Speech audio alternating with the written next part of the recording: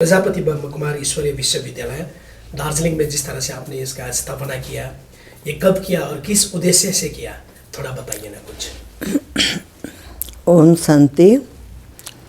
मैं 73 में यहाँ पर कैपिटल हॉल में प्रदर्शनी लगा था हमारा आध्यात्मिक, हमारे जोन के तरफ से कलकत्ता, बिहार सब जगह से आए थे।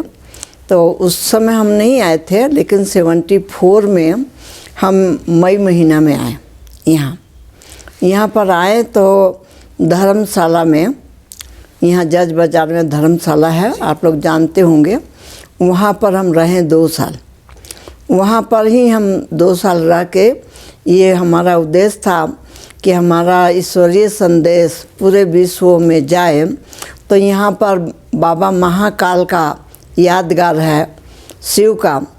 तो इसलिए हमारे पिताश्री जो थे वो आते थे और महाकाल बाबा के बहुत महिमा सुनते थे हम लोग। तो यहाँ पर आके हम लोगों ने ईश्वरीय सेवा किया। और उसके बाद फिर हम लोग एक बिजनवाड़ी में एक डीपी प्रधान थे, उन्होंने घर दिया था फ्री। तो उसमें थोड़ा दिन हम लोग सेवा किया। और उसके बाद हमको एमपी रोड में समर्पण होटल के नीचे 2 कमरे का एक फ्लैट मिला। तो उसमें हम लोग रहे और सेवाएं किए। पहले शुरू में प्रथम में तो मारवाड़ी कम्युनिकेशन से हम लोग कनेक्ट हुए, माताएं आती थी। और 79 में हम लोग रेड क्रॉस मैदान में बहुत मेला किया।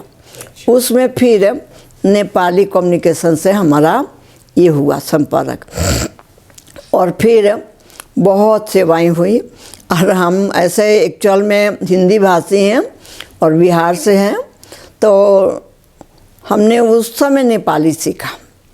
नेपाली, हाँ, फिर हम नेपाली सीखे।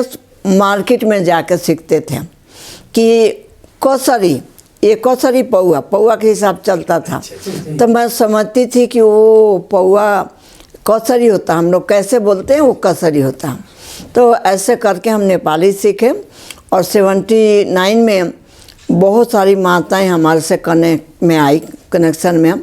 तो किसी को नेपाली नहीं आता था। एक हमारे से सीनियर थी दीदी, तो वो तो हिंदी भाषी थी। वो बोलती थी कि हम भाषण करने वाले हैं, हमारा हिंदी खराब हो जाएगा, तो तुम ही बोलो। तब मेरे को ही शौक़ था, मैं ही नेपाली बोलती थी, सब जगह जाती थी। पूरा इस एरिया में सेवा की हम दोनों ने। गांगटोक, कालिम्पोंग, जोरथांग, ऐसे करते करते बहुत सारा ये किया। फिर सेवाएं बढ़ती गई। ये बहनें फिर सब नेपाल से हम लोग मेला किया ना, उस समय एक भाई ने संपर्क में आया। तो इन बहनों से संपर्क वो छोटी छोटी थी। तो ऐसे करके यहाँ पर दार्जिलिंग के सेवाएं बढ़ते बढ़ते फिर हम सिलीगुड़ी चले गए। सिलीगुड़ी गए कि कोई आता जाता है तो सिलीगुड़ी में रहने का स्थान नहीं है। तो इस मकसद से हम जाके वहाँ सेवा किया। और अभी हमारे संपर्क में 25 सेवा केंद्र है नॉर्थ बंगाल के अंदर। 25? हाँ जी।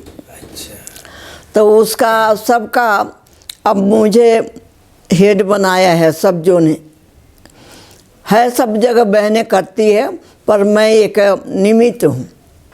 निमित्त होके अब मैं कार्य कर रही हूँ बाबा का। तो मैं अभी भी 3 साल के बाद आई हूँ कि कुछ मेरा एक्सीडेंट हो गया था बहुत मेजर, तो मैं नहीं आ सकी। अभी हमारे भगवान भाई आए हैं, तो मैं खास करके मैंने कहा कि मेरा सेवा स्थान है, तब मैं जाऊंगी दार्जिलिंग। तो इसीलिए आप लोगों को सेवा में उपस्थित हुई हूँ। उस समय एक्चुअल में हमारे पास पैसे नहीं थे, और वो जब घर मिला था तो एक मारवाड़ी परिवार हमको 3 महीना के लिए फ्री था, मना स्टूडेंट रहते थे, वो दिया। तो 3 महीना के बाद फिर 3000 साल के महीना था, वो भी पैसा नहीं था मेरे पास। फिर कलकत्ता से आके हमारी एक दादी थी, दादी हम लोग बोलते हैं, हमारे सीनियर, तो वो दिए थे 3000। फिर 1 साल बीत गया, अब फिर पैसे की समस्या आई। तो हमारे पास हमारी जो बड़ी दीदी थी उनके पास 300 रुपया था उस समय। खाने पीने को कमी नहीं होती थी, माताएं भेजती थी, लेकिन पैसे की उस समय बहुत कमी था। तो 300 रुपया वो दिए और फिर माताएं थोड़ा थोड़ा करके तो 1 साल के लिए पूरा हो गया। तो हम लोग 75 में हमने सोचा कि अभी घर छोड़ना है, रोज़ रोज़ मांग के कब तक चलेंगे। तो पटना में मेला होना था तो उधर जाने वाले थे। इसी बीच में एक बाल ब्रह्मचारी नेपाल के थे पंडित, गींग गार्डन में मंदिर में। तो दीदी हमारी बोली कि हम लोग अभी ये मकान को छोड़ देंगे, हम लोग पटना चल जाएंगे। तो उन्होंने कहा कि नहीं छोड़ने हुंदा ही ना, वही याद था। तो मुझे याद है फिर 13 तारीख को ये जन्माष्टमी था, 15 अगस्त को देना होता था 1 साल का। तो 900 रुपया उस आत्मा ने 10 रुपया 5 रुपया चढ़ावा मंदिर में कितना आएगा, तो उन्होंने दिया और सब थोड़ा थोड़ा करके ऐसे करके यहाँ शुरुआत में कठिनाइयाँ तो बहुत आई। तो शुरुआत में ऐसे ऐसे ही स्थापना हुई। तो मैं महिमा करती हूँ महाकाल बाबा का कि उन्होंने यहाँ की आत्माओं को उद्धार किया। ऐसा तो अनुभव बहुत है, बहुत है। आप कितने साल रुकी दार्जिलिंग में? दार्जिलिंग में मैं 11 साल रही। 11 साल। हाँ। अभी कितने दिनों के बाद या वर्ष के बाद आया आप यहाँ पे? 4 साल हो गया 4 साल। अभी यहाँ आने से कैसा फील होता है आपको? मुझे बहुत खुशी होता है कि मेरा यहाँ सेवा स्थान है ना। ऐसे भी नेपाली समाज से मेरा बहुत स्नेह है। मैं सालबाड़ी में रहती हूँ, सब नेपाली लोग हैं, वही लोग आते हैं और मुझे बहुत अच्छा लगता है।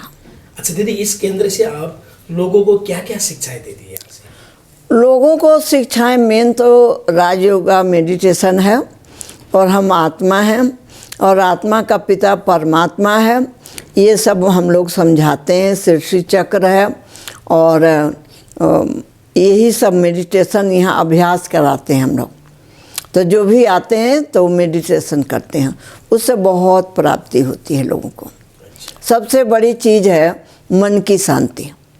तो आज के युग में मन की शांति नहीं है, किसी न किसी कारण से उसको अशांति है। तो यहाँ आके बहुत शांति का अनुभूति करते हैं। तो हमारे पास अभी सुबह में आज थर्सडे है तो बहुत लोग आते हैं, मेरे ख्याल से 70-80 होंगे इसमें बैठे हुए। तो मुझे बहुत खुशी होता है कि मेरा तपस्या सफल हुआ। मैंने सुबह शुरू में जो तपस्या किया, सब जगह पैदल जाते थे। उस समय तो इतना आपको पता होगा गाड़ी घोड़ा थी नहीं, तो कहाँ बार छिल जाते थे, कहाँ कहाँ जाते थे, बगानों में जाते थे, तुनसुंग जाते थे, पंदम बस्ती गए, सब पैदल। ऐसे छोटी उम्र था, 22 साल की उम्र में आई थी। तो ऐसे छोटी उम्र में पतली भी थी, तो ऐसे दौड़ के जाती थी। आते हुए थोड़ा सा मुश्किल होता था। बाकी कोना कोना में इधर टकवर गए, इधर तख्ता गए, सब जगह बिजनवाड़ी गए, सुकिया पोखरी गए, बहुत घूमे पहाड़ों में। आप अभी भी नेपाली बोलती है अभी? हाँ, नेपाली बोलती हूँ। अच्छा, तो थोड़ा कुछ बोलिए ना हमारे दार्जिलिंग वासियों के लिए। आपका दोस्त भी देख रहे होंगे, आपका पुराने जो दोस्त थे, आपका जो इस संस्था से जुड़े हुए लोग आपको देख रहे हैं, आपको सुन रहे हैं, तो थोड़ा उनके लिए भी कुछ बोलिए ना दीदी। मैं ये कहती हूँ कि हमारे शुरू का सर्विस साथी हैं, वो तो अभी बहुत सारे चले गए दुनिया से। कुछ हैं, मतलब वही बोलने का अभ्यास हो गया ना। तो कति जना तो माथि पुगिसक्यो और कति जना हुनुहुन्छ। तो उनीहरूको लागि म धेरै धेरै धन्यवाद शुक्रिया गुजार गर्छौँ हो। मेरो यस्तो मातृभाषा हिन्दी छ, तर यता म बङ्गला, हिन्दी, नेपाली 5-6 भाषा म बोल्नु सक्छु। तर स्पष्ट नेपाली बोल्नु सक्छु, तर अहिले यति अभ्यास छैन, त बोल्दै बोल्दै हिन्दीको लप्जाउँछ, बङ्गला आउँछ। तो मेरो जीवनमा यसै भयो कि यहाँ म नेपाली सिक्यो, यहाँबाट सिलिगुडी गयो त वहाँ बङ्गला चल्छ, तो बङ्गला पनि त्यस्तै सिक्यो। अहिले म बङ्गला काम चला बोलिहाल्छु, तर धारावाहिक बोल्नु सक्दिनँ, अभ्यास छैन। ये छ मेरो।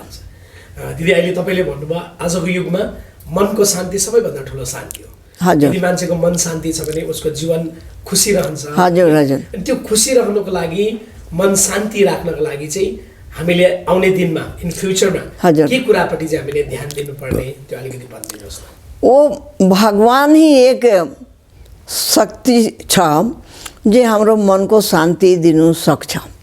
दुनिया में कोई शक्ति छैन, रुपियाँ पैसा धन दौलत मान्छे कोही शान्ति दिनु सक्दैन। एउटा ईश्वर छ, ईश्वरै हामीलाई मनको शान्ति दिनु सक्नु होला। तो हामी जस्तो जीवनमा अनुभव गरेको छु, यत्रो हाम्रो एक्सिडेन्ट भयो, त्यतिखेर मलाई केही याद थिएन। यो सबै चुडेको छ मेरो। ये भाषा पनि बिग्रियो, बोल्नु अलिक लटपट हुन्छ। तर म 13 दिन आइसियुमा बस्यो, मलाई केही याद छैन कि मलाई के भएको। डाक्टर जतिखेर सोध्यो कि नाम के छ, त मैले नाम भन्यो, केशर सिंह, एकदम टनाटन केशर सिंह। त्यसपछि फेरि सोध्यो उमेर कति छ, मैले भने 75 अनि 72। त्यसपछि भन्छ कि ए बाल काट्दुँ, मलाई कन्सियसमा लानुको लागि। मैले भने काटिदिनु। फेरि भन्छ लुगा काटिदिउँ। मैले सोच्यो कि लुगा काटिदिउँ, बाल काटिदिउँ, नाम सोध्दैछ, त्यो त ठिकै छ, यो मलाई किन सोध्दैछ। फेरि आँखा खुल्यो, आँखा खोलेर यहाँदेखि पुरा खुनै खुन भइरहेको छ। त्यतिखेर म रोएन, चिखे चिल्लाएँ, केही पनि गरेन। मनमा सोचेको तेरो एक्सिडेन्ट भयो। बाबा शब्द भित्रबाट आयो, जोडले आयो न बाबा भने। फेरि मनमा सङ्कल्प आयो कि अब एक्सिडेन्ट त भयो, अब त जानुपर्छ परमधाममा। त यति भनेपछि मलाई केही थाहा छैन। अपरेसन रुममा लग्यो, चुल काटिदियो, फेरि लुगा पनि काटिदियो, फेरि दियो, आइसियुमा राखे। अर्को दिन होस आयो। ये मेरो जीवनका निजी अनुभव भयो, बाबाले अनुभव गरायो। त्यहाँदेखि मेरो यो सबै डाक्टरले रिपोर्ट लिएर आयो एक्सराको। यसरी गरेर हेर्दैछ डाक्टर, के सबै चुरचुर भइरहेको थियो और मुख यत्रो भइरहेको थियो फुलेर।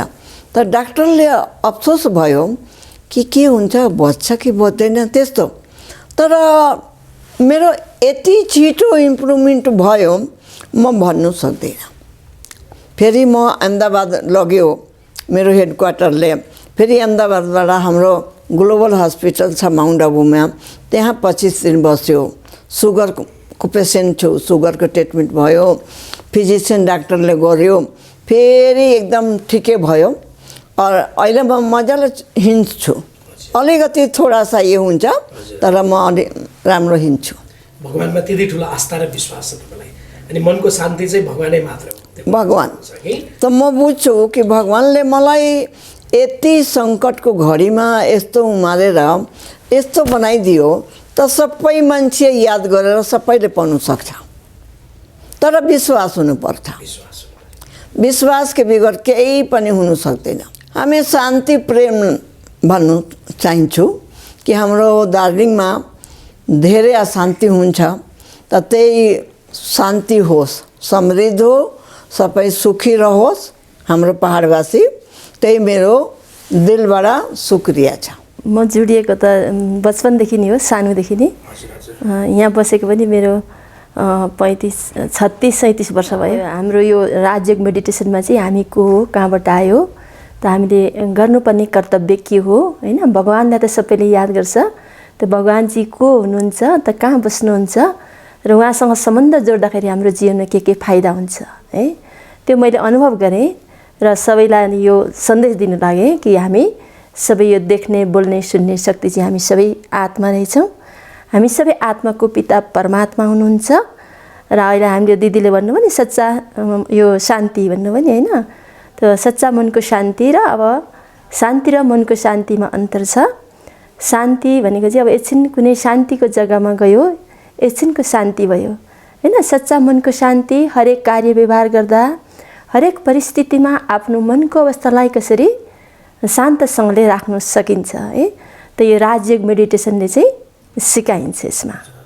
अनि अहिले यहाँ तपाईँको केन्द्र पनि खुलिएको छ अघि। हजुर। यो केन्द्रबाट चाहिँ कस्तो कस्तो शिक्षाहरू दिनुहुँदैछ तपाईँहरूले अहिले? हाम्रो यो शिक्षामा चाहिँ अब कति अहिले संसारमा कति अशान्ति छ, मसिनो मसिनो नानीहरू ड्रग्सहरू लिएर बिग्रिरहेको छ, अहिले यो डिप्रेसनमा बेसी गइरहेको छ हैन। र यो हाम्रो यो राजयोग मेडिटेसनद्वारा हाम्रो यसबाट चाहिँ अब यो कसरी छुटकारा दिने हैन। मान्छेले अब चाहन्छ कि म राम्रो बन्नु भनेर हैन। र राम्रो बनिनुको लागि चाहिँ अब यो हाम्रो मनोबलको पनि आवश्यक छ र कसरी हाम्रो मनोबल बढ्छ हैन, यो सिकाइन्छ। र धेरैजना अब नानीहरू जो अब कुसङमा लागेर यो ड्रग्सहरू लिन्छ हैन, तिनीहरू पनि राम्रो भएको छ। र हाम्रो कतिवटा यस्तो बिमारीहरूलाई प्रयोग गराउँछ, कसरी मेडिटेसनद्वारा हामीले परमात्माको शक्ति लिएर आफ्नो शरीरमाथि पनि भगवानको त्यो एनर्जी ल्याउने हैन, त्यो कलाहरू पनि यसमा सिकाइन्छ मेडिटेसनमा। अनि यहाँ नानीहरू पनि जोडिएको छ दिदी? हजुर, नानीहरू पनि अब 17-18 वर्षको जो हजुर युवाहरू, उनीहरू चाहिँ अब त्यो ड्रग्सहरू लिएर चाहिँ उनीहरू अब छोड्नु त चाहन्छ तर हैन, तिनीहरूलाई एउटा जीवन चाहिँ अनमोल छ हाम्रो है। हजुर। यस्तो कुराहरूदेखि चाहिँ यो ड्रग्स जस्तो नशालु पदार्थहरूदेखि चाहिँ हामी टाढा रहनुपर्छ हजुर भन्ने कुराहरूमा पनि शिक्षा दिनुहुन्छ तपाईँ। हजुर। अनि हजुरले पनि 30-35 वर्षको यो लामो यात्रामा धेरै अनुभवहरू बटुल्न सक्नुभयो है। अनि यहाँ के कुरोमा चाहिँ तपाईँ एकदमै इम्प्रेस हुनुभयो यो संस्थामा र तपाईँ पनि यहाँ जोडिनु भयो दिदी? कुन चाहिँ कुरोले चाहिँ तपाईँको मनमा एकदमै ठुलो असर पार्यो? मलाई चाहिँ यो सच्चा मनको शान्ति अनि यो भावना भयो कि जो मैले पाएँ, जो परमात्माको प्यार हैन, त यो भगवानको प्यार सबैले पाओस् भन्ने चाहिँ एउटा मेरो भित्रदेखि अब सङ्कल्प चल्यो हैन, सोच आयो यस्तो। र त्यस कारणले मैले अब हाम्रो परिवारै सबै यसमै हुनुहुन्छ र अब हामी तीनजनै यो ब्रह्मकुमारी ईश्वरीय विश्वविद्यालयमा हामी समर्पित छौँ। हाम्रो दाजु पनि हुनुहुन्छ अनि बहिनी पनि छ र हाम्रो मामा पनि हुनुहुन्छ है। परिवारै जोडिनु भएको छ? हजुर, सबै परिवार। जब तपाईहरु पहिला यहाँ जोडिनु भयो त्यतिखेर कति जस्तो थिए यहाँ सदस्यहरू दिदी? यहाँ बेसी हुनुहुन्थेन। हाम्रो पहिला त म त दिदीको स्नेहमै आएँ, त्यतिखेर त अब 20-25 जना हुनुहुन्थ्यो त्यो समयमा। त्यति बेला अघि मैले जस्तै यहाँ ठुलो दिदीलाई सोधेँ अघि, यो स्थापना हुँदा अब कतिवटा मान्छेलाई विघ्न बाधाहरू पनि आउँछ है। अब जहाँनिर देव भएको ठाउँमा दानव त हुन्छै हुन्छ भन्ने कुरा हामीले पहिलादेखि सुन्दै आएका छौँ अघि। अनि हजुर यहाँ जोडिनु हुँदाखेरि तपाईँलाई पनि कुनै प्रकारको केही प्रभावहरू अब जस्तै यसमा नकारात्मक सोचहरू है, कसैले बाहिरबाट यो यस्तो होइन त्यस्तो भन्ने केही प्रभावहरू आएको थियो दिदी त्यस्ता जब तपाईँ जोइन गर्नुभयो? हजुर, भएको थियो त्यस्तो के भन्छ, तपाईँहरूको त राम्रै छ त होइन, अब हेर्दाखेरि पनि राम्रै हुनुहुन्छ र अब यो कार्य पनि राम्रोसँगले गर्न सकिन्छ त किन चाहिँ बिहा नगरेको होइन, त्यस्तो प्रकारको उयोहरू चाहिँ आयो। घरबाट पनि अब त्यो हाम्रो परिवारै हुनुहुन्छ तर काकाहरू अब सम्बन्धीहरूले पनि त्यसबाट पनि अब यसमा यो नयाँ धर्म हो किन त्यता गएको भन्ने त्यस्तो त अब हुन्छ नि होइन, त्यस्तो त तपाईँले त्यो कुरालाई वास्ता गर्नु भएन दिदी? एउटा मनको शान्ति भगवान हो भन्ने कुरालाई चाहिँ जोड दिनु। जब भगवानको प्यार पाइन्छ नि अनि यो अरूले भनेको कुराको पनि असर हुँदो रहेछ भन्ने लाग्छ मलाई चाहिँ। यदि भगवानको छत्र चाहे, भगवानको प्रेम पायो भने अरू कसैको पनि चाहिएन। सबैभन्दा ठुलो चाहिँ भगवानकै साथीमा। धेरै धेरै धन्यवाद यहाँलाई। अनि तपाईँले पनि हाम्रो हिमालय च्यानलको दर्शकहरू हाम्रो दार्जिलिङवासीलाई के सम्बोधन गर्दै अनि के सन्देशहरू दिन चाहनुहुन्छ?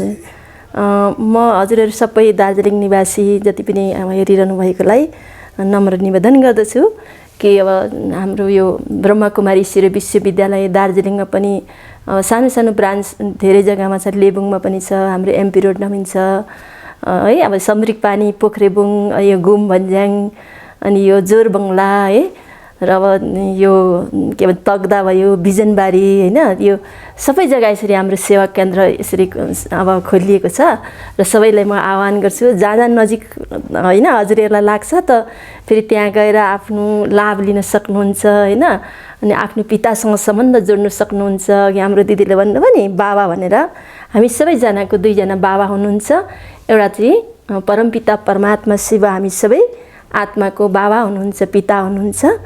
अर्को चाहिँ अब शरीरलाई जन्म दिनेवाला बाबा त आफ्नो आफ्नो नै हुनुहुन्छ र सबैलाई म यही नम्र निवेदन गर्दछु। ओम शान्ति।